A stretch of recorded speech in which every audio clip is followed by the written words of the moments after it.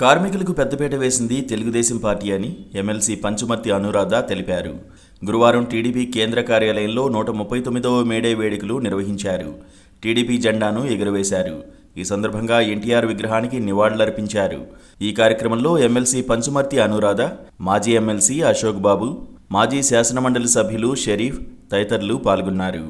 ఈ సందర్భంగా ఎమ్మెల్సీ పంచుమర్తి అనురాధ మీడియాతో మాట్లాడారు. 1 కోటి మంది కార్మికులకు సీఎం చంద్రబాబు బీమా సౌకర్యం కల్పించారని గుర్తు చేశారు. కార్మికుల చిహ్నం పార్టీ జెండాలోనే ఉందని అన్నారు.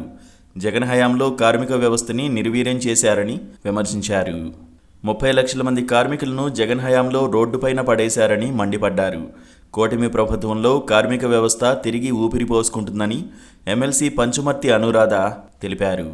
అమరావతి నిర్మాణం వైసీపీకి చెంపపెట్టని మాజీ ఎమ్మెల్సీ టీడీపీ నేత పరుచూరి అశోక్ బాబు ఆరోపించారు.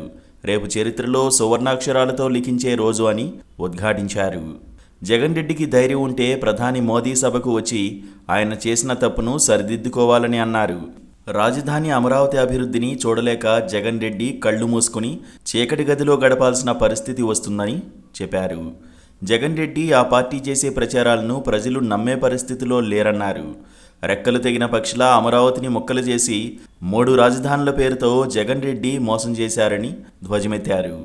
ఆంధ్రుల కలల రాజధాని అమరావతి దేశంలోనే అత్యుత్తమమైన రాజధానిగా రూపుదిద్దుకుంటుందని పరుచూరి అశోక్ బాబు తెలిపారు.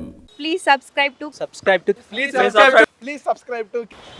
to KTV Telugu. KTV Telugu. KTV Telugu channel.